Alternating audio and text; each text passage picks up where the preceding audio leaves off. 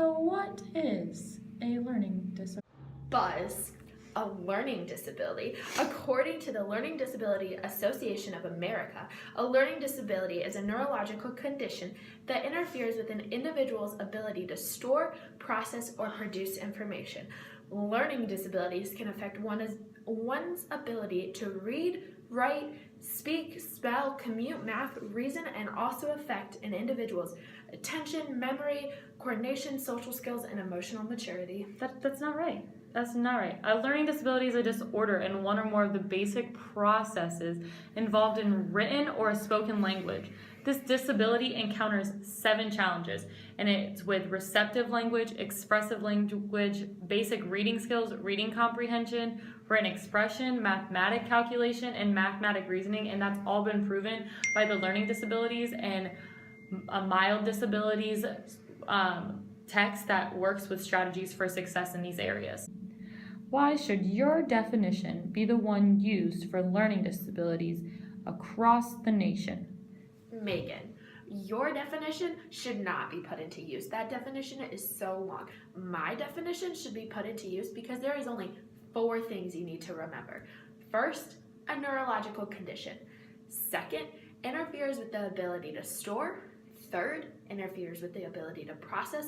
And fourth, interferes with the ability to produce information. Simple, easy, right there. Nobody can ever be confused. Also, with my definition, it gives some characteristics of where a child could have a learning disability. And this can help teachers catch a learning disability early. And catching the learning disability early is key for the child. But yours, Elizabeth, has faults because it's saying that each student has to have everything the same. Not every student is the same. We all are different and unique in our own abilities.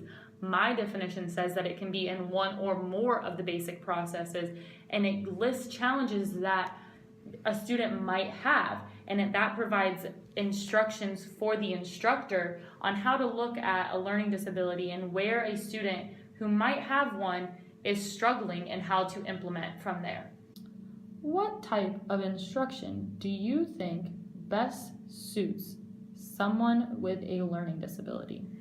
The type of instruction that best suits someone who is challenged with a learning disability is called universal design for learning, or also known as universal design for instruction. This instruction requires all material to be presented in different modalities. So all learners, kinesthetic, visual, auditory, tactile, anything, get that material and are able to comprehend it that's best for them. And then it also requires high engagement, and this is crucial for success in students. They need to be engaged, and if it's something that is interesting and it's something that they can actually grasp because it pertains to them and they are able to see it in their own way, allows them to then decide what type of assessment best suits them and how they can go about learning the information. I have to disagree with you, Megan. I truly believe that the Orton-Gilliam approach is the best way to teach a student with a learning disability. An Orton-Gilliam approach is when you have explicit instruction and you use multisensory approach. So you're bringing everything in. You base it on the student. You have the holistic approach. It's broken down into smaller topics, but you use all the senses the child has. You bring it in. So, for example, writing letters, you have them write it in the air, say what the letter is. All of these different things to teach the student. I also believe that you have to use the systematic approach, which is you teach the student something in order. So you start with something and you build off of that topic and you keep building off that topic. You just don't go scatterbrain all around like you're saying. It's not what I was saying. Why is it important for students with a learning disability to have accommodations?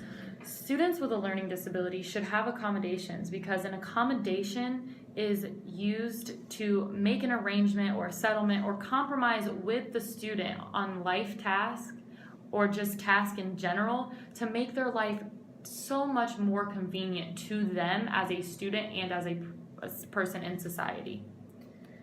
Based upon my definition, Megan, I have to say I agree with that. My definition's No, mine's right! Go away. Mine is right. Get out of here. Mine's right. Mine is right. Mine's right. Mine's right. You're wrong. Mine's right.